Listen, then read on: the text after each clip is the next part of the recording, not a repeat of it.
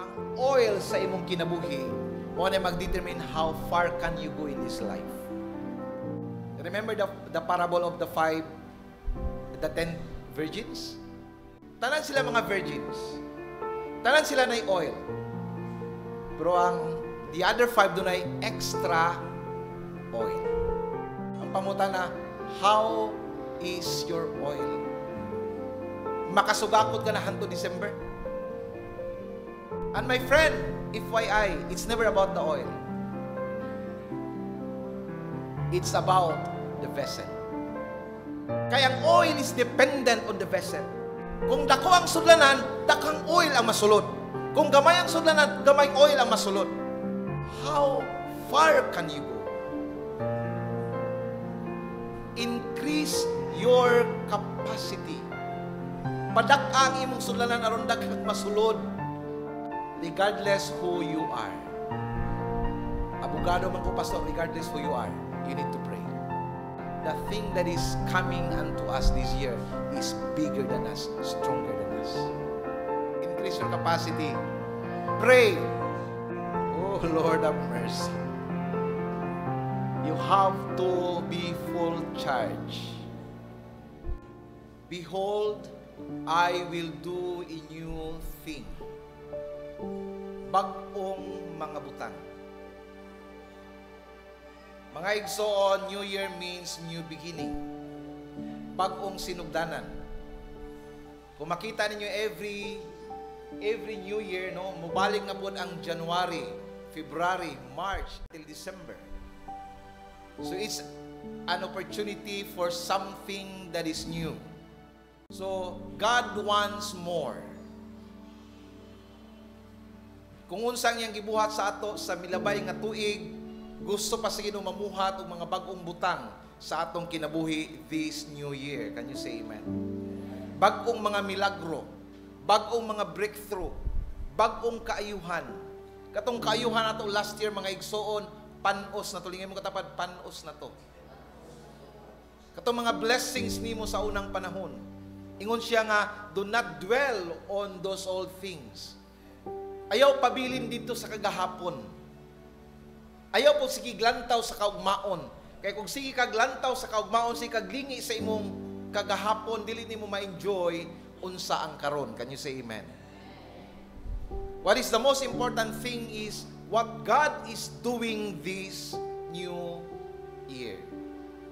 Can you say amen? God wants to do more. Kung ato lang yung tugutan ang Ginoo nga makapamuhat sa atong kinabuhi, He wants more. Gusto pa ka panalanginan sa Ginoo. Gusto pa ka gamiton sa Ginoo.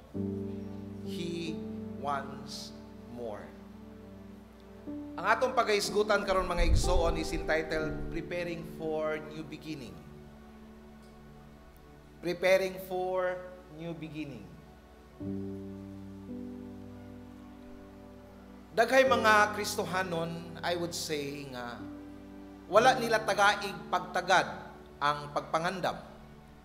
Mga igsoon, kung makakita kag usa ka tawo nga nagmalampuson, it is just a tip of the iceberg. Wala nimo nakit-an ang kinatibuk-an anang tawhana. If what you see is the success of that man, that is just a tip of the iceberg. Nagmalampuson ng tawhana because of the amount of preparation. The quality of preparation determines the quality of manifestation. Can you say amen? Jesus Christ Himself, He lived on this earth 33 years. 33 katuig lang si Jesus Christ. Inana kamubo ang iyang lifespan dinhi sa kalibutan. 33 years old lang si Jesus Christ. And most of His life was not spent for doing the ministry. Most of His life was done preparing for the ministry. 12 anyos pa lang si Kristo, He was in the temple, attending masses, attending Bible studies, attending prayer meetings. Nakiglantugi dito sa mga magtutudlo at the age of 12 years old. Samtang nga ubang mga bata nagdula-dula og litik, nagdula-dula og dampa, si Kristo nangandam si ang kaugalingon. Can you say amen? And you know what? After that incident, wala na nato mabasa nga napay nahitabo sa kinabuhi ni Kristo. There were silent years after that incident in the temple. No record about Jesus Christ. And the next time we saw him was during the baptism of John the Baptist, and he was 30 years old that time. So there were silent years, and I consider that silent years is season of preparation. Tingay mong katapat, there is season of preparation. Tingay ang pikas ko side, there is season of preparation. Mga igsoon, even si Noah. And you know what? Muna yung katawanan mga igsoon. Kaysa imong season of preparation, daghay mga tawa sa imo. Daghay mga tao bubuli sa imo. Sama kang Noah, when he was building the ark, people were laughing at him. Naunsa man ni si Noah. Nga katigas sa init, nga ano nagbuhat mag-arka. People were laughing at him, bullied him. Ginabuli si Noah.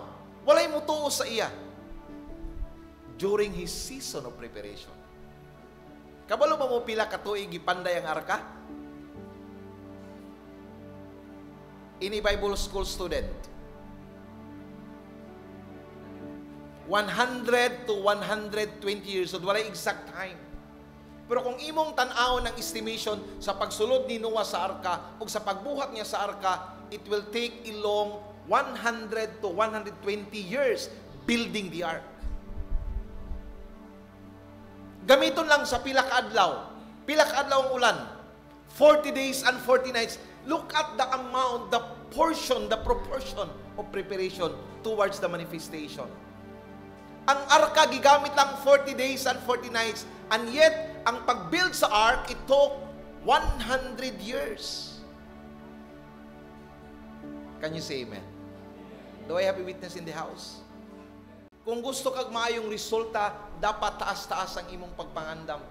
The earlier you prepare, the better. Look at your neighbor. The earlier you prepare, the better. Mga ulitawag dalaga, kung bata ka pa nangandam sa imong kaminyoon, mas maayo. Lingiya, mas maayo. Many times I've told you, sige mong ampo nga, Lord, nga nung wala pa man abot ang akong forever, ginaanlam ka sa Ginoo, di pa gani kakabalo maglaba. Di pa gani kakabalo manghinlo. And then, gusto na ka magminyo. Kano sama ka magtuon ng hinlo, magminyo na ka? Palingay mo katapad, pagtuon. Muna, daghay mga Kristohanon, kanabitang soaring high, blazing like a shooting star, kalit lang po kawa. Sa pagsugod, grabe ka fire. Grabe kalayo. Nya tingala ka, tunga kalit ang kawa. Not because lack of talent, not because lack of giftings, no. But because lack of preparation. Daghay kami nyoon nabungkag. Dili tungod sa kwarta. Tungod kay dili ready sa kami nyoon. Daghay mga pastors nag-quit in the middle of the ministry. Not because lack of giftings, lack of talent, no. Lack of preparation. Mga igsoon, this is a long journey. The $1,000,000 question for us this morning as we enter this new year, are you ready? Lingay mong katapat pangutana, are you ready? Music team, are you ready? 12 months of commitment, practice every Saturday. Tugtog every Sunday, are you ready? Kakayanin mo ba walang absent?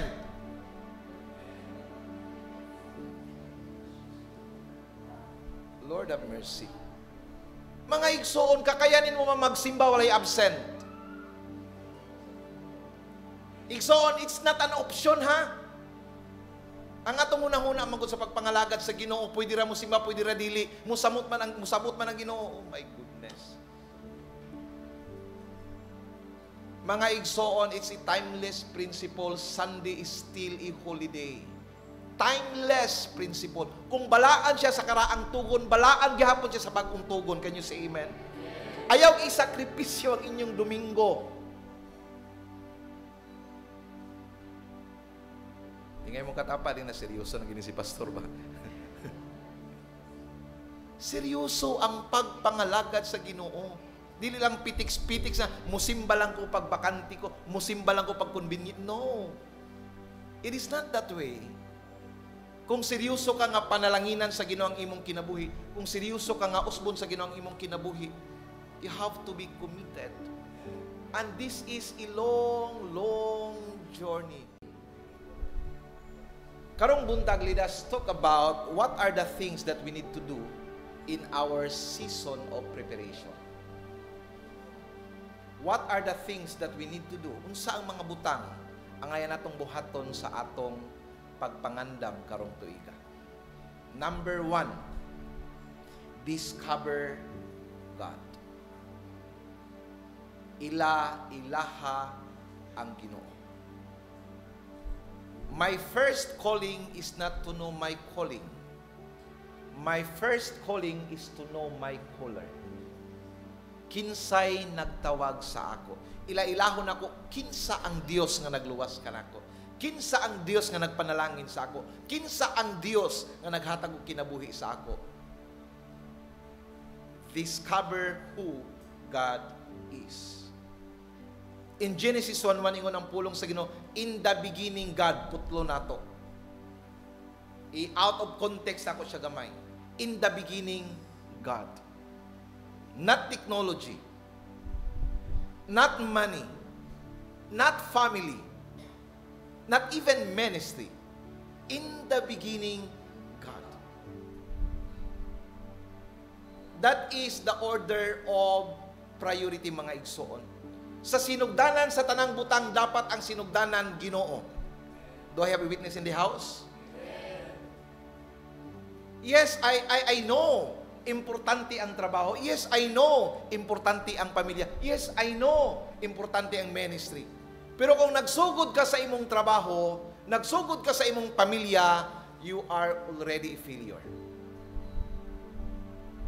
So lang yung mong katapat, you failed already. You cannot start with them. Everything must start with the Lord. And it is consistent with the teaching of the Bible in the New Testament. Matthew 6:33.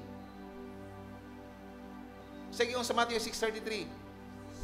Seek ye first the kingdom of the Lord and His righteousness. That is the commandment of the Lord. Unaha pagpangita ang Ginoo ug ang pagka matarong sa Ginoo. In the beginning of New Year, God. In the beginning of family, God.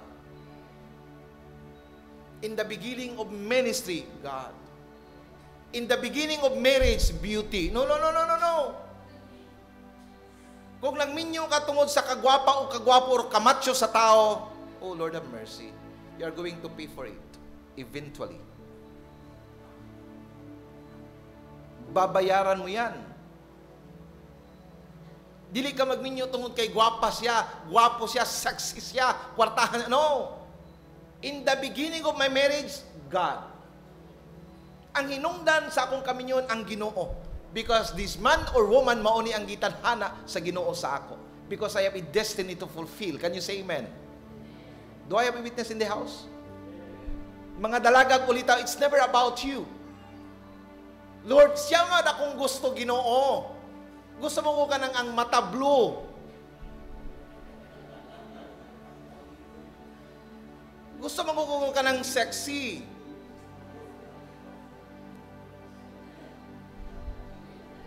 It's never about the beauty. It's never about the body, O Lord of mercy. It's always about God. In the beginning of my business, intelligence. No! You failed already. It's not intelligence. It's God. Bisag kinsa taon sa ka, God is the beginning. Paliw kuguyog sa bagas imong katapat, God is the beginning. Sugdi ang tanan sa Ginoo. Amen. He must lead the way. I will repeat that one for those ones nga na-miss na. He must lead the way. Dapat ang mag-una ang Ginoo. Karong tuiga, Lord, Ikaw ang mag-una sa among dalanon. Ikaw maguna sa among kaminyoon. Ikaw maguna sa among business. Ikaw maguna Ginoo sa ministry. Ikaw maguna Ginoo sa akong trabaho. Amen? Lord, ikaw ang maguna. I will just follow you, Lord. Mga igsoon, ayaw mo ka-embaras, ha? Ayaw mo ka-embaras. Pero morning tinuod. The problems that are coming to us, the challenges that are coming to us, is quite bigger than us, stronger than us, powerful than us. Can you say amen? Kung kabalo lang mo igsoon, ang mga problema nga gapaabot nga gapaingon sa ato karong tuiga mas dagko pa sa atoa. Mas tag-as pa sa atoa. Mas kusgan pa sa atoa. And that is why we need God. Amen? We need God. Una mga igsoon, take time to expose yourself to the presence of the Lord. Ila-ilaha ang Ginoo. Ila-ilaha ang Ginoo. He is a priority, not an option. Balikon ko, He is a priority, not an option.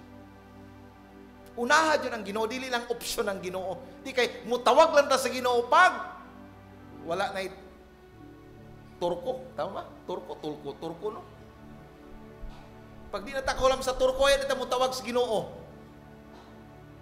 God is just an option. No. God is our priority. Can you say amen? Pag di natakahulam silingan, ayan ito mo dool sa Ginoo.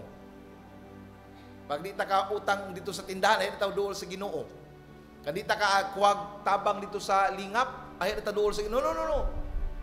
God is the only option. And everything will just follow. Number 2, after discovering God, discover who you are. Discover yourself. Humani mong ila-ila sa Ginoo, ila-ilaha ang imong kaugalingon. Kaila ba ka sa imong kaugalingon? Oh, Lord have mercy. Daghay mga tao, kaila sa ilang kaugalingon. Take time to know yourself. Recognizing your being will determine your doing. Recognizing your being will determine your doing. Daghay mga tao, wala kabalo unsa iyang buhaton, kay wa siya kaila kinsa siya. Daghay mga Kristohanon, they don't know what they will do because they don't know who they are. Kinsa man jud ka. Doon ay gitawag na itong identity crisis. Munang tawag sa uban kay, ako kay bakla ko, ako kay tumboy ko. Kinsa nag-ingon? Ingay mo katapan, who told you? Who told you nga bakla ka? It's not in the Bible. Who told you nga lesbian ka? It's not in the Bible. The devil do not call you lesbian. The devil do not call you nga bakla. Ikaw mismo nagtawag sa imong kaugalingon. No, you are not. You have to know who you are. Can you say amen? Anak ko sa Ginoo, gibuhat ko sa Ginoo, lalaki ko, babae ko. You have to know who you are. Muna matingala ka kay ang mga lalaki naghimo sa trabaho sa mga babae, they don't know what they are doing because they don't know who they are. Kinsa pagi ka? Piloto ka? Sa ka? Musician ka? Driver ka? Who are you? Di nga mo tapan, who are you? Mga igsoon, daghan sa ato, we are doing and doing and doing, but we are not becoming of what God wanted us to be. Balikon ko, we are doing and doing and doing and doing, but we are not becoming of what God intended you to be. Dapat mong ang sistema sa kinabuhi, samtang gabuhat ka ani nagatubo ka, samtang nagabuhat ka ani nagagrow ka, samtang nagabuhat ka ani naga-flourish ka, kung kabalo ka sa imong gibuhat, kung tama ang imong gibuhat. Pero if you keep doing and not increasing, not augmenting, you are doing the wrong thing. Amen. Buhiin na. Undangin na. Maybe that is not the thing nga para sa imo. You have to know kinsa ka. If you are a pastor, keep preaching. Keep teaching. Amen. You have to know who you are. Aron ma-prioritize nimo ang imong buhaton.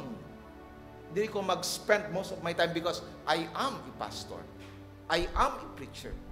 I am a driver. I am an engineer.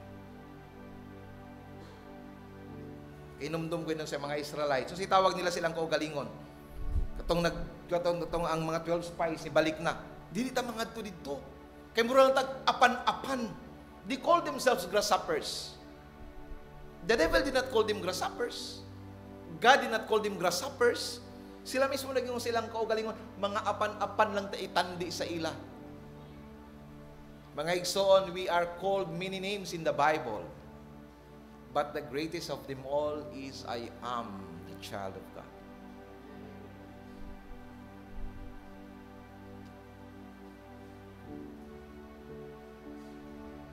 I am the child of God. Anak ka sa Ginoo, I am the beloved of God.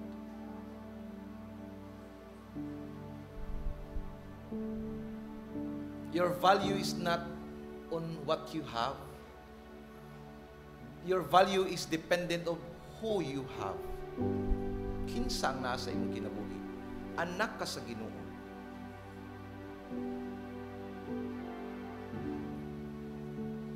Muna sa ato, labi na karong bagong tuig, no, magsinatag na asa na po ko magtrabaho. Ang akong income, mura ni kadako, mura ni kagamay. Anak ka sa Ginoo. No, anak ka sa Ginoo. Kung anak ka sa Ginoo, di ka pasagdan sa Ginoo, tama ba? Chika, ingon nga anak ka sa Ginoo, pero nga mahadlok ka. Ingon ka nga ang Ginoo mo'y tinugdan sa tanang butang. Yung nga mahadlok man ka. You don't know who you are. I am a child of God. I'm no longer a slave to fear. I am the child of God. Yan ako mahadlok. Kaya anak ko sa Ginoo. Remember who you are. Remember who you are. Tingnan mong katapat, remember who you are.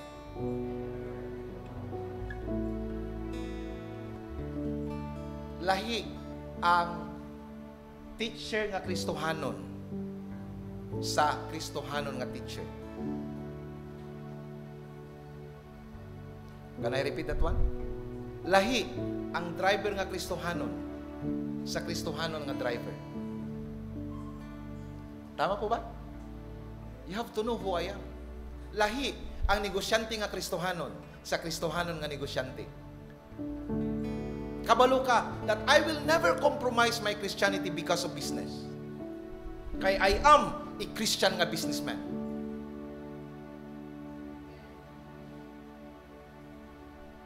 Di na ko ikompromiso ang akong pagka-Kristohanon because of my job. Because I am a Christian nga worker. Hello, somebody? I will never compromise my Christianity because that is my highest calling. I am a believer. Kristohanon ko nga negosyante. I will never compromise my Christianity. Again, mga igsoon, remember who you are. Say it with me, I am the child of God. Say it one more time, I am the child of God. And I am God's beloved. Pinalangga ko sa Ginoo. Say it, pinalangga ko sa Ginoo. Say it one more time, pinalangga ko sa Ginoo. Ipangga ka sa Ginoo, mga igsoon. He died for you. Number 1, discover God. Number 2, discover yourself. Number 3, discover your giftings. Discover your assignment. Kung gibuhat ka sa Ginoo, I believe, doon ay purpose ang Ginoo nga nung gibuhat ka sa Ginoo. Kung gipadala ka sa Ginoo sa kalibutan, I believe doon na kay problema nga sulbaron sa kalibutan. You are a solution of the problem. You are not the problem. Nagatuo mo, anak? I am not a problem. I am a solution of somebody's problem. Kung naamo na nga pamilya Ask yourself, unsa ba ang problema ani nga pamilya nga akong solbaron? Kung naa ka na nga kumpanya, unsa ba ang problema ani nga kumpanya nga akong solbaron? Kung naa ka na nga ministry, what is the problem of this ministry that I am sent to solve? Unsa ang problema nga imong solbaron? Because God created you to become a solution, not to become a problem. Do I have a witness in the house? So Jeremiah 1:5, before I formed you, in the womb I knew you.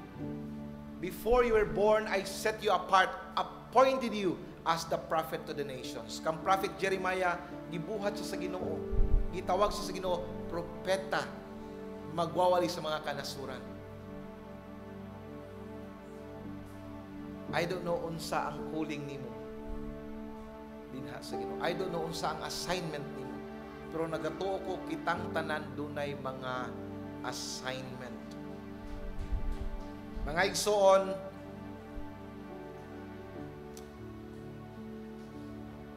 do not lose the platform.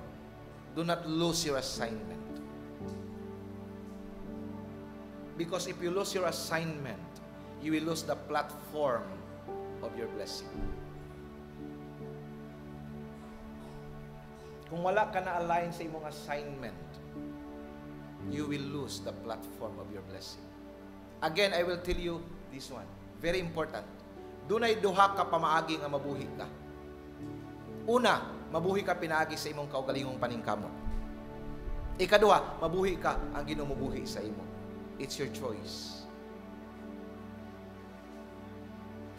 Kung i-align mo imong kaugalingon sa calling sa Ginoo sa imong kinabuhi, God give His word to you. I will provide for you. He will shield you. That's the only way that God give His word. Kung magtuman ka sa kabubuton sa Ginoo, God said, I will bless you and you will become a blessing. Pero kung wala ka na align sa calling sa Ginoo sa imong kinabuhi, you are going to provide for yourself. Manalingi mo katapat, kung gikapoy ka na igsoon, basig ikaw ang nagabuhi sa imong kaugalingon. Kapoy ka nang ikaw magbuhi sa imong kaugalingon. Amen.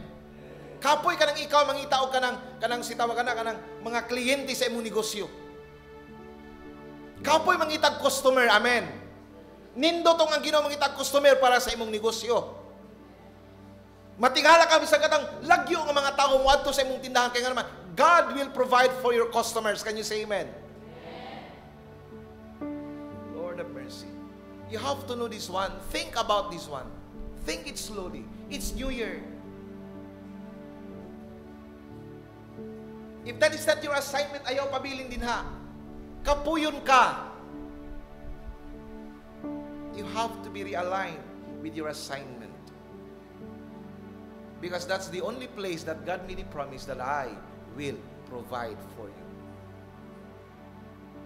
Can you say amen? Kung mubalik ka sa Ginoo, igsoon, it will raise your value. It will raise your significance. Because it's your assignment that will endorse your importance. It's your assignment that will endorse your significance. Kung naa ka manggod sa na-align ka sa imong assignment, importante kaayo ka. Pero naa ka sa kadapit nga dili ka importante, maybe that is not your place. Sabta ninyo? Kung kanang usa ka dapit, kung kanang di pwede nga wala ka, meaning naa ka diha, that's your assignment. Pero naa ka sa usa ka place nga murag dili kay ka importante, maybe that is not your place. Because your assignment is your level of significance. It will endorse your significance.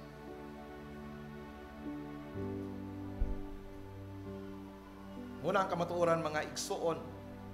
Not many can do. Not many can do what you can do. Amen? Not many can see what you can see. Not many can think what can you think. Dili daghang tao makabuhat sa imong buhat, sa imong mabuhat. Only few. Pag naa ka sa imuhang alignment, sa imuhang assignment. Ikaw ra gyud makahimo na meron. Ikaw ra gyud, wag ilain. Muna nga di pwede nga mawa ka din ha. Kay ikaw ra jud makahimo. Pero kung naka sa wrong place, bisag mawa ka okay ra jud kaayo. That is the theology of life. Discover your assignment. Number 1, discover God. Number 2, discover yourself. Number 3, discover your assignment. Number 4, discover the location of your assignment. Dunay location igsoon ang imong calling. Dili lang importante kung kinsa ka, importante kung asa ka.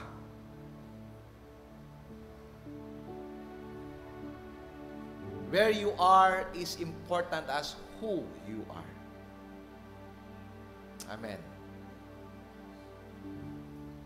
Asa ka igsoon. There is a place, no, that you will be celebrated. Not just tolerated, celebrated.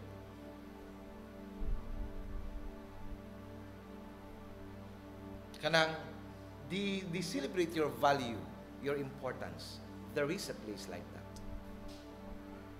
And that is the location of your calling. And that place, your weakness will diminish. And that place, your strength, your giftings will flourish. Amen. Kung naka sa proper location ang imong gasa movement, o ang imuhang weakness mukunhod. If you are in the right place, mga igsoon. Mura ko ka ng isda. Kuhara ko ng isda sa tubig. That fish will become useless. Wala gyud pulos ang isda. Kuha ang isda sa tubig, why pulos?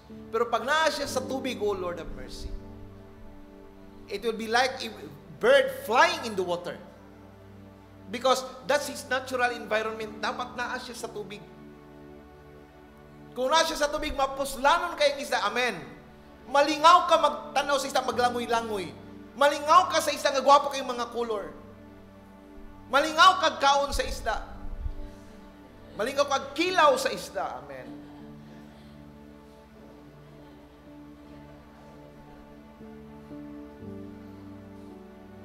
Importante ang imong dapit igsoon. Oh, Lord have mercy. Maybe ang uban sa ato, you are in the wrong place. Wrong ministry, wrong place, siguro wrong work, wrong placement of job. Pero mahadlok lang jud ka mubuhi. Dingi mo katapat ayaw kahadlok. Some of you are in the wrong place, pero mahadlok lang gid mo mubuhi. Dawi pastor, sao na lang sa mubuhi sa mo. Again, ang Ginoo gani magbuhi sa imo kung mag-align ka sa purpose sa Ginoo sa imo. Si ka ingon anak ka sa Ginoo, nya mahadlok ka. Can you say amen? Kung tanaw nimo nga you are not growing in that place, that is not your place. That is not your place.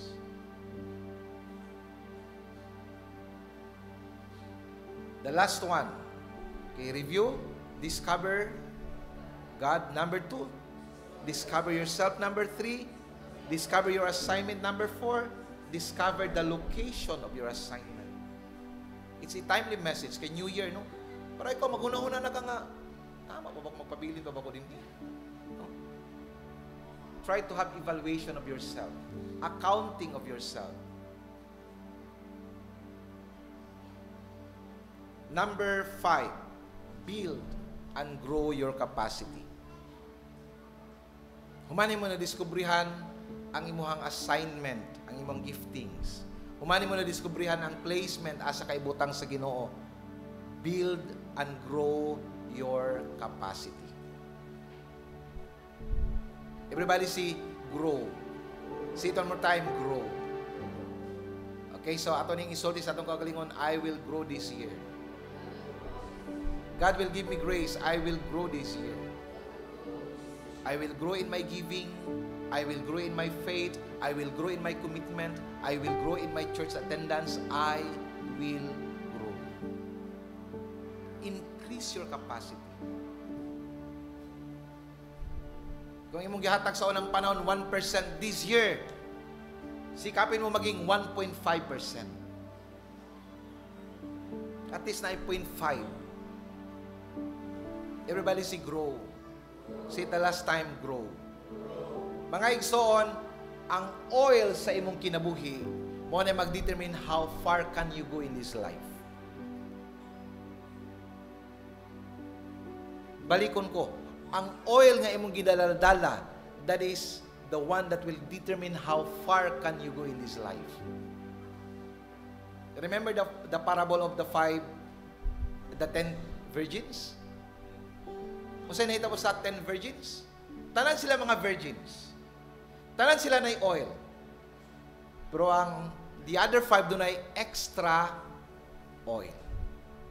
They increase their capacity. Did you get the point? Tanan sila ready. Pero ang another 5 is well prepared.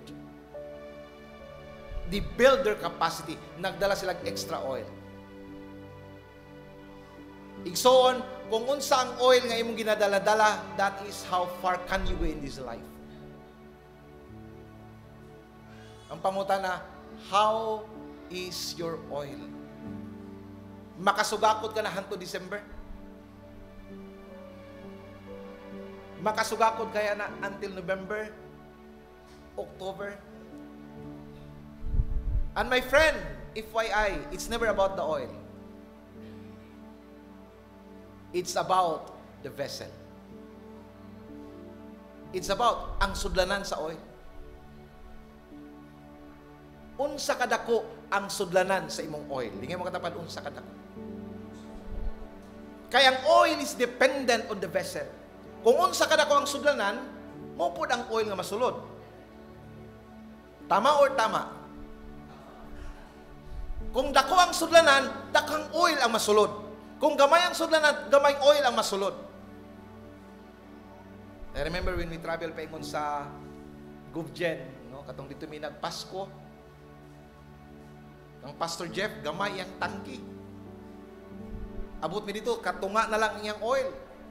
That is how far can he go because of the vessel. Compare sa ako ang musulog 70 liters. Ang iya murag 30, 40 liters. So layo gikog maabtan kay nganuman. Dako man ang sudlanan. Can you say amen? O lingay mo katapat, kumusta ang imong sudlanan? How far can you go? Increase your capacity. Padak ang imong sudlanan aron daghang masulod. Amen. Padak ka igsoon. Number 1, unsa imong angayang padakon, build your capacity of your spirituality. Padak ang imong espiritu. Patubo ang imong espiritu. Can you say amen? Unsa gingon sa Proverbs 24:10? Let us read this one together. Number 1, 2, 3, go. If you faint in the day of adversity, your strength is small. Mga igsoon, doon na giday adversity. Everybody say adversity. Kung saan ang adversity sa Bisaya? Doon na giday kalisdanan. Ingon siya, kung maluya ka panahon sa kalisdanan, buot ipasabot, luya ang imuhang kusog. So, realidad sa kinabuhi igsoon, doon na giday panahon nga maabot ang kalisdanan. Ang pangutana, ready ba ka sa imong oil? Makakaya ka namin itong pag-abot na sa kanang nag-empty na imong sakyanan ba? Kanang nag-signal na nga empty na? O yan na ka sa subidaon? O sa mahitabo sa imong sakyanan, magpurot-purot na. Kaya nga naman, kulang og pagpangandam. Dili tungod sa sudlanan o sa kulang ang pagpangandam, kulang ang pag-build sa iyang capacity. Kung nadala pa siya extra oil, matubilan, makasubida siya. Hello, somebody. Kadahan ko ka-experience na sa motor. Magpurot-purot, ba din ang motor pagka nang wala na yung gasolina? Magpurot-purot, nyawa na yung kusog. Tama dong? Tama na lang dong, para di ka mag-ano dong, di ka mag-ugay dong. Magpurot-purot mo po sa sakyanan. Pag wa na'y tubil, wala na. Wa na'y kusog. Ingay mong katapad, you have to strengthen your inner man. Not your outer man, inner man. Anang liguna ang imong sulod. Liguna ng tao nga nasa imong sulod. Ang tinuod nga ikaw, dili nang ikaw nga kining galihok. No. Ang tinuod nga ako naa sa akong sulod. Amen. The pastor that you are seeing, it's not me. The real me is inside me. Can you say amen? Kining naa sa akong sulod. Kining nagasulti ang akong baba. Kuan na ni, instrumento lang ni. But the real me that is talking is inside of me. So kana imong kuan, pakusgi siya, tagay siya kusog, i-train siya. Build your capacity in the altar. Ampo, igsoon. Di mong katapad, ampo.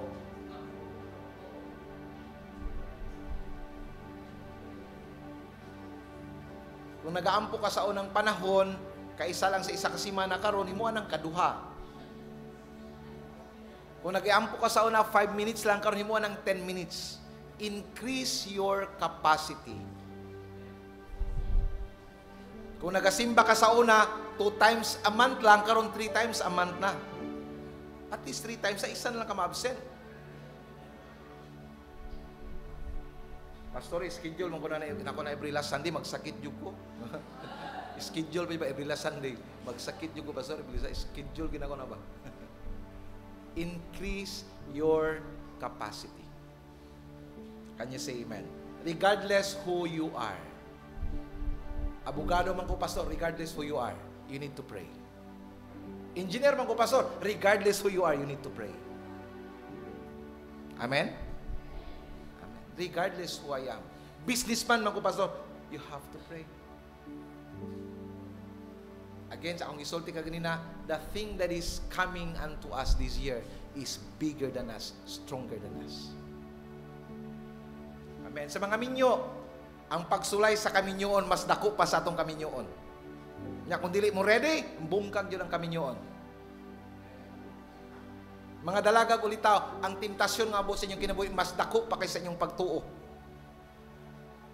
Kung dili mo magbantay, mapiog yun mo, matintal yun mo, kanyo sa amen, makasala yun mo. Amen? Increase your capacity of prayer. Dagan sa ito mga igsoon, kita mo anang ano, nakanang, ang cellphone pag maglubat na, usay mahitabo sa cellphone, usay buhaton sa cellphone. Di ba doon ay mahitabo sa cellphone pag maglubat na? Usay i-warning niya, mag-power saving mode na siya. Ano ba yung cellphone? Power saving mode na because it's a mode of survival para makalahutay lang. So, nanay mga applications nga hindi mo magamit. Nanay mga features nga hindi mo mapuslan. Tama ba? Ang iyang makasurvive lang, makaabot sa balay.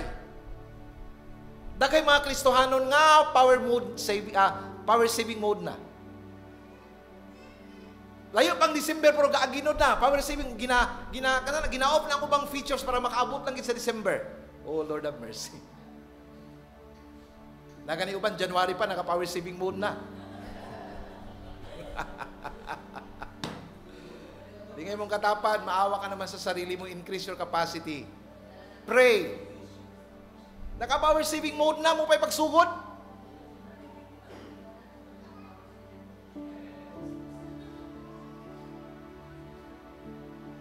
Di ngayon mong katapad, wala na diri. Wala na diri. Wala na diri sa akong glory. Di ngayon mo, wala na diri.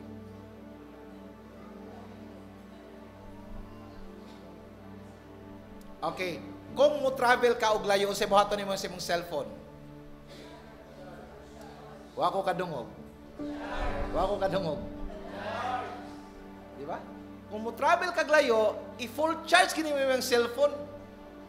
Bisag natulog ka, i-charge kini sa kabalo ka nga delikado nga i-charge ang cellphone kung matulog ka. Di ka patuo, i-charge kini mo kay para paglakaw nimo naka full charge, tama ba? O nganong pag-abot sa kinabuhi, dili nimo i-full charge ang imong kinabuhi. Kabalo man ka nga January hangtod December, it's a long journey. Naka-full charge ka.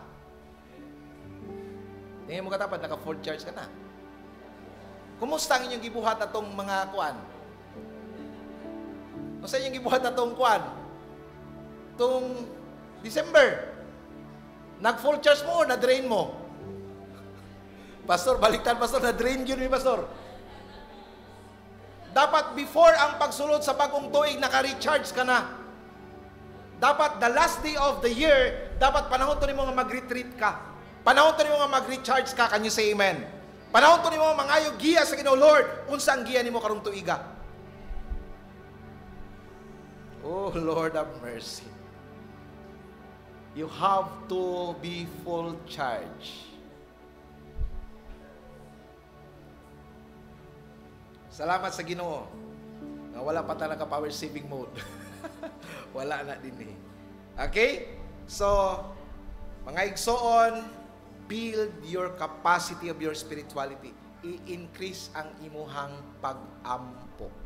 Ikaduha, build your intellectuality. Pastor, di kayo ko kabalo mag-pronounce. Pangitag libro nga tudluan ka mag-pronounce. Pangitag tutor nga tudluan ka mag-pronounce. Pastor, di ko kabalo sentence construction. Pangitag tao nga magtudlo sa imo. Dali ra man kay pastor na may chat GPT. Ya daw big walay chat GPT. Daw big kung walay signal. Unsaon nimo? I remember.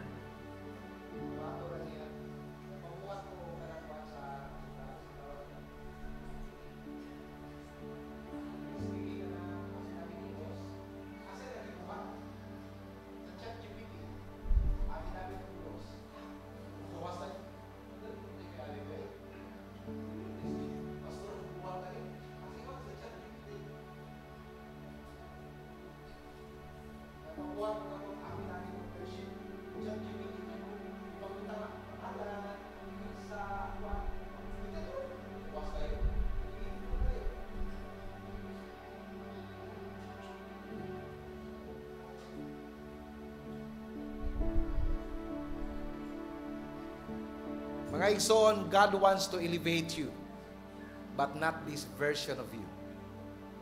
Balikon ko, God wants to elevate you, but not this version of me.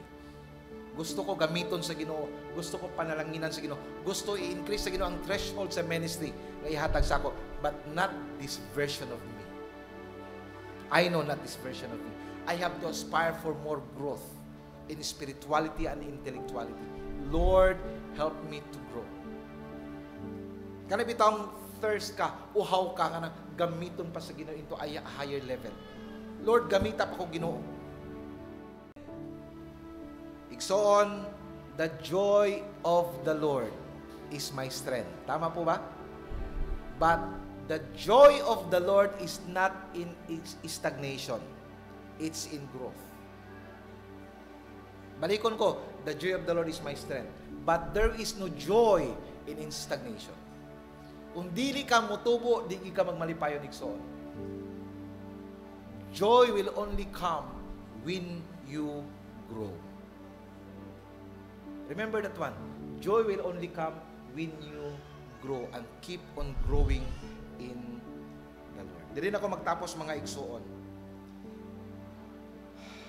When you are ready, the better is the chance that you will reach your destiny. Kung ready ka, the better is the chance that you will reach your destiny. O the earlier nga mangandam ka, mas maayo. The earlier nga mangandam ka,